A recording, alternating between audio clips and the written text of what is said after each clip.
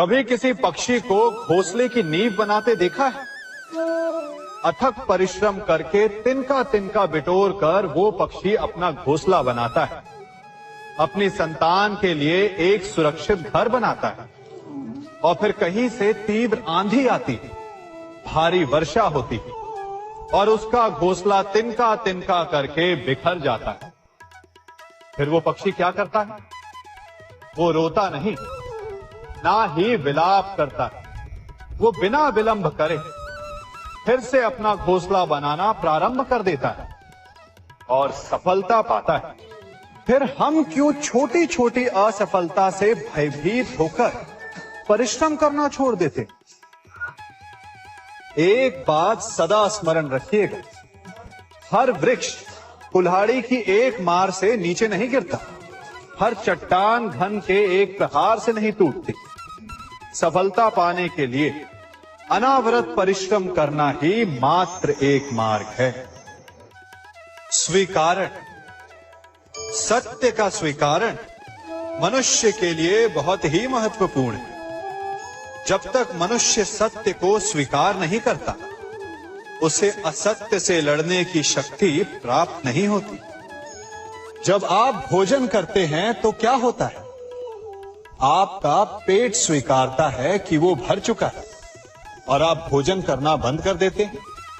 जब आपको निद्रा आती है तो क्या होता है? आपका मन स्वीकारता है कि आपका शरीर थक चुका है और उसे विश्राम की आवश्यकता है। उसी प्रकार जब आपको किसी व्यसन को रोकना हो तो आपको स्वीकारना पड़ता है कि बहुत हो चुका है, चाहे वो लालच हो या मदिरापान। उस व्यसन का त्यागना तभी प्रारंभ होता है जब आप ये स्वीकार कर लेते हैं कि आप उस व्यसन के बंधक हैं। हम में से ऐसा कोई नहीं जिनकी परछाई उनसे दूर रहती। हमारी परछाई सदैव हमारे साथ रहती है।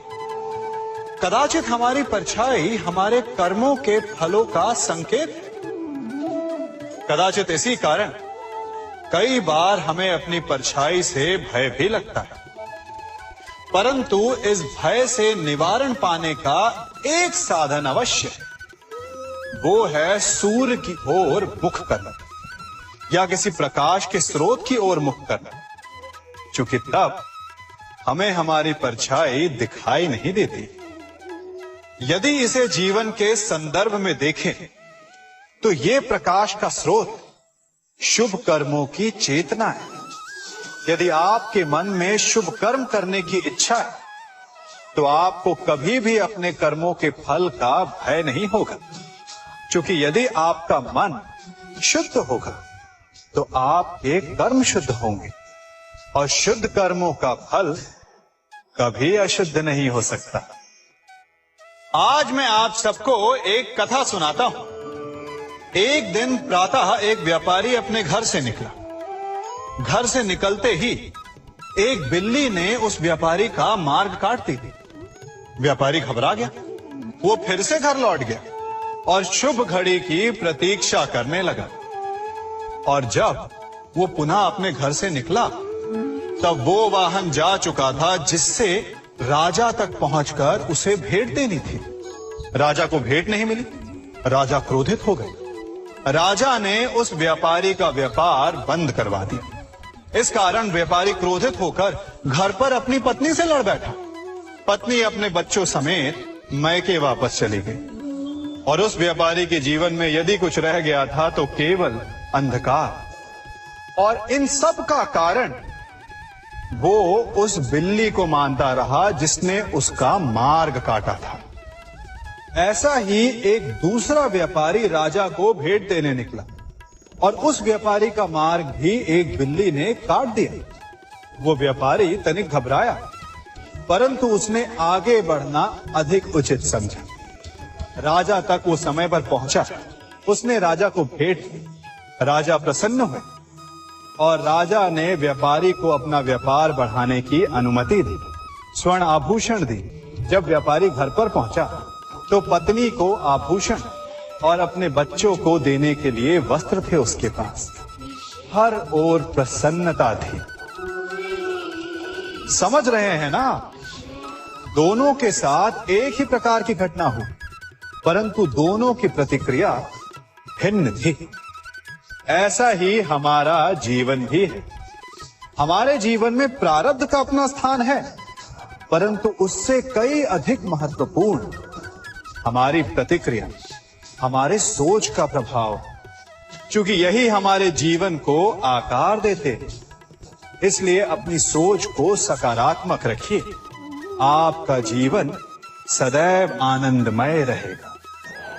किसी को पीड़ा है कि उसे जो मिलना चाहिए था वो उसे नहीं मिला। भाग्य ही बुरा था।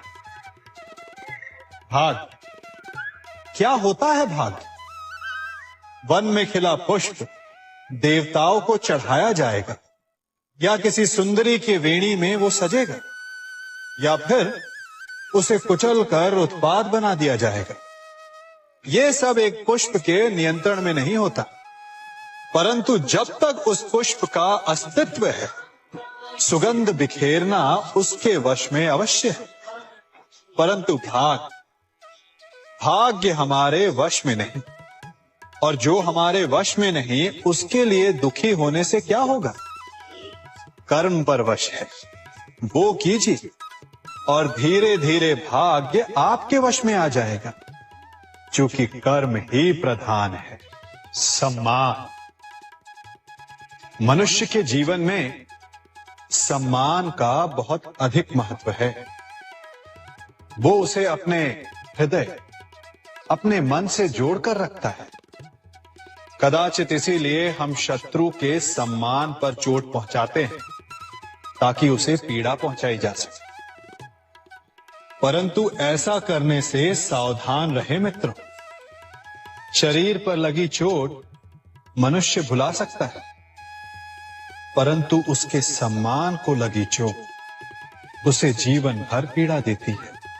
और स्त्री के मान सम्मान पर लगी चोट उसे उस सीमा तक ले जाती है जहां उसे केवल प्रतिशोध दिखाई देता है।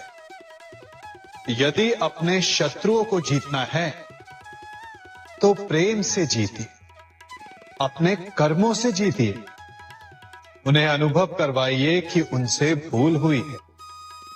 किसी के सम्मान को ऐसी चोट ना पहुंचाइए कि वो आपका नाश करने पर उतरा है। स्मरण रखें, किसी का अपमान करके आपके हृदय को कदाचित थोड़ा संतोष आ जाए, परंतु उस अपमान से आप कई हृदयों को आघात पहुंचाते हैं और अपने लिए एक शत्रु और बढ़ा लेते हैं। हम सब शीघ्र ही सफलता चाहते हैं, ढेर सारी संपत्ति और सुख चाहते हैं, और ऐसे में कई बार हम छोटे मार्गों का चयन कर लेते हैं। वो मार्ग जिनमें परिश्रम नहीं होता, जिनमें होता है तो केवल छल, कुटिलता और भाग्य का सहारा। जैसे कि जुआ। कोई जुए के खेल में धन लगाता है, कोई दांव लगाता है, और ये भूल जाता है कि जुआ ऐसा दलदल है कि जिसमें एक बार गिरे तो सर्वनाश से पहले निकलना असंभव है। यदि आप जीते तो और जीतने की भूख बढ़ जाएगी, और यदि आप कुछ हार बैठे तो उसे पुनः पाने के लिए आप फिर से खेलेंगे। मनुष्य को यह आभास ही नहीं होता कि अपनी संपत्ति के साथ साथ वो अपनी मानवता, अपने संस्कार, अपना धर्म और अपना उत्तरदायित्व तक सभी जुए की भेंट चढ़ा देता है। इसलिए कुछ पाना है तो परिश्रम से पाओ। यदि कुछ जुए में जीता तो वो उतना शीघ्र ही खो दोगे, चूंकि उसे परिश्रम से पाया नहीं गया है, और उसकी रक्षा करने के लिए आपके मन में स्वाभाविक प्रयास भी नहीं होंगे। संसार में सबसे बड़ा क्या है? अभिमान और बाहुबल, या विश्वास और आस्था? निश्चित रूप से बाहुबल के महत्व को नकारा नहीं जा सकता। मनुष्य अपने बाहुबल से पर्वत को मैदान बना सकता है, सागर सुखा सकता है, मरुस्थल में नदियां बहा सकता है, परंतु बाहुबल को सहारा होता है विश्वास का। यदि मन में विश्वास ना हो तो बाहुबल किसी काम का नहीं। वो कौन सा बल कि मोर आकाश की ओर ताकते हैं? वो विश्वास ही तो है जिसके कारण वर्षा होती है और दोनों की प्यास बुझती है। परंतु जब पाप के बाहुबल का सामना धर्म के विश्वास से होता है तो बाहुबल हार जाता है और जीतता है विश्वास। विजय होती है आस्था की। यदि आप सत्य के मार्ग पर चल रहे हैं और आप अपने इष्ट में आस्था रखते हैं तो किसी भी पापी का बल आपका कुछ नहीं बिगाड़ सकता। कभी सोचा है हमारा जीवन भी उस रेत की घड़ी की भांति है? जो रेत नीचे गिर चुकी है वो हमारा अतीत, जो अब भी ऊपर है वो हमारा आने वाला भविष्य है, और वर्तमान ये संकुचित स्थल है जहां से धीरे धीरे करके रेत गिर रही है। अर्थात हमारे पास जीने के लिए यही एक क्षण है। उसका उपयोग कैसे करना है ये हम पर निर्भर करता है। जो बीत गया उसका दुख मनाना है या जो भविष्य में होने वाला है उसकी प्रतीक्षा में क्रोध करना है। सब कुछ करने के लिए यही एक क्षण है। प्रसन्न रहना है तो उसके लिए भी यही एक पल है। प्रतीक्षा करते रहोगे तो ये पल भी भूतकाल में बदल जाएगा। इसलिए आनंद के लिए, परोपकार के लिए प्रतीक्षा ना कीजिए। आपके पास जो पल है उनका भरपूर सदुपयोग कीजिए, क्योंकि इस घड़ी को पलटकर आप फिर से समय अवश्य गिन सकते हैं, परंतु अपना बीता हुआ समय आप वापस नहीं लौटा पाएंगे। मनुष्य के जीवन में संतान का बहुत महत्व है। उस संतान के लिए वो कितने कष्ट सहता है, उसे पालता है, पोसता है, और यदि यही संतान संताप का कारण बन जाए तो क्या ये उसका दोष है? अधिकतर ये दोष हमारे लालन पालन का होता है। बचपन में बालक के हठ को मानकर हमें आनंद की अनुभूति अवश्य होती है, परंतु धीरे धीरे अपने बालक के हठ को मानकर उसके हठ के दास हो जाते हैं। एक हठी उत्तंड और असंस्कारी संतान उस सूखे वृक्ष के समान होती है कि यदि जिसमें आग लग जाए तो वो सारे वन को भस्म कर डाले।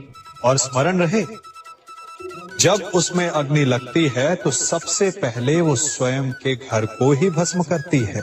इसलिए जब आवश्यकता हो तो अपनी संतान के हठ का विरोध करें, उसे रोके, क्योंकि यदि समय रहते ऐसा ना किया गया तो भविष्य में इस समस्या के परिणाम गंभीर हो सकते हैं। प्रतिज्ञा, वचन, ये सब मनुष्य ने समाज को सही दिशा में रखने के लिए बनाए हैं।